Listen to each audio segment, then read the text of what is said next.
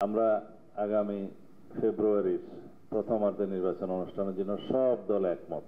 এ বিষয়ে কারো কোনো দ্বিমত নেই। সময় আছে, এর ভিতরে আশা করি সবাই আলাপ আলোচনার মধ্য দিয়ে আমরা সেই ঐক্যমতে পৌঁছাতে পারবো। নির্বাচন অনুষ্ঠানের জন্য যদি আমরা প্রকৃত স্বাধীন নির্বাচন কমিশন নিয়োগ করতে পারি এবং সেটার বিধানটা সংবিধানে থাকে, তার অনুবলে আইন থাকে, তাহলে এটা হবে প্রথম পর্যায়ে বাংলাদেশে যে স্বাধীনভাবে, সুষ্ঠুভাবে, নিরপেক্ষভাবে নির্বাচন অনুষ্ঠানের জন্য।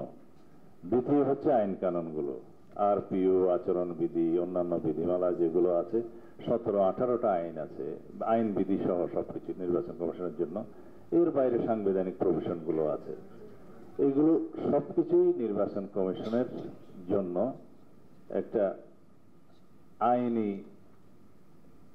একটা রক্ষা কবচ, যে নির্বাচন কমিশন স্বাধীনভাবে নির্বাচন অনুষ্ঠান করতে পারবে এবং সরকার সহ অন্যান্য সমস্ত রাষ্ট্রীয় সংস্থা নির্বাচন কমিশনকে সহায়তা করতে বাধ্য।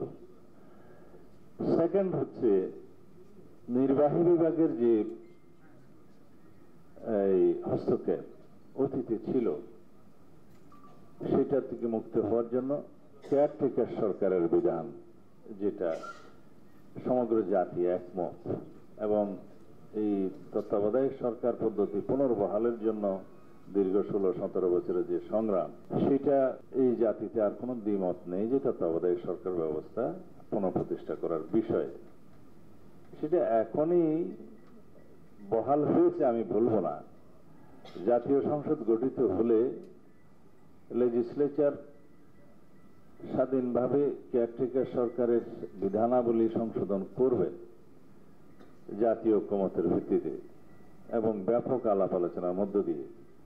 অতীতের যে বিধানগুলো আছে সেই বিধানের মধ্যেও কিছু কিছু বিষয় আমরা সংশোধনে আনার বিষয়ে একমত হয়েছি। যেমন জুডিশিয়ারি নির্ভর তত্ত্বাবধায়ক কমিশন থাকা ঠিক হবে না, তার বাইরেও কি কি বিধান আনা যায় সেগুলোর বিষয়েও একটা একমত হওয়া গিয়েছে। কিন্তু পূর্ণাঙ্গভাবে এখনো সব বিষয়ে তত্ত্বাবধায়ক সরকারের বিধানাবলী কিভাবে সংশোধিত হবে সে বিষয়ে পূর্ণাঙ্গভাবে একমত হওয়া যায় নাই। কিছু বিষয় জাতীয় সংসদের বিবেচনার জন্য আমাদের পক্ষ থেকে বলা হয়েছে।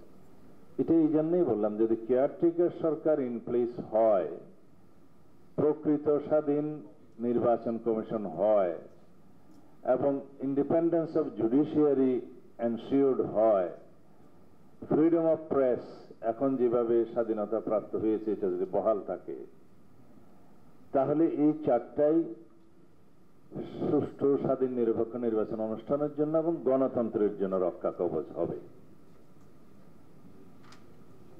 চাইলেও কোন পার্লামেন্ট আর ফেসিবাদী আচরণ করতে পারবে না এবং চাইলেও সেরকম কোন পার্লামেন্ট গঠিত হবে না এই প্রক্রিয়ার মধ্য দিয়ে। যদি independence of judiciary, freedom of press, প্রকৃত স্বাধীন নির্বাচন কমিশন এবং কেয়ারটেকার সরকার, এই চারটা প্রতিষ্ঠিত, যেটা প্রায় আমরা কাছাকাছি এসে গিয়েছি প্রতিষ্ঠার। কেয়ারটেকার সরকার প্রতিষ্ঠিত হবে ইনশাআল্লাহ। নির্বাচন কমিশনের যে সংস্কারগুলো, সংশোধনের কথা বললাম, সেটা সবাই একমত হয়েছে। এই বিষয়ে কোনো নোট অফ ডিসেন্টও নাই, সবাই একমত হয়েছে। আর থাকলো কেয়ারটেকারের বিষয়ে সবাই একমত।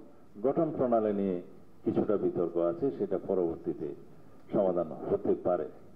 সব বিষয়ে একমত, শুধু 3টা গঠন প্রণালীর সিস্টেমের মধ্যে একটি বিষয়ে একটু দ্বিমত আছে, আর ফ্রিডম অফ প্রেস।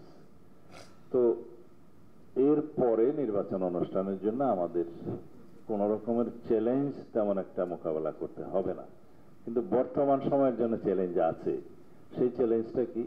আমরা এখনো ফেসিবাদ মুক্ত হলেও নিজেদের মধ্যে গণতান্ত্রিক প্রক্রিয়ায় উত্তরণের বিষয়ে এখনো ঐক্যমত্য হয়তো বা পোষণ করতে পারিনি। সময় আছে, এর ভিতরে আশা করি সবাই আলাপ আলোচনার মধ্য দিয়ে আমরা সেই ঐক্যমতে পৌঁছাতে পারবো। আমরা আগামী ফেব্রুয়ারির প্রথমার্ধে নির্বাচন অনুষ্ঠানের জন্য সব দল একমত। এ বিষয়ে কারো কোনো দ্বিমত নেই।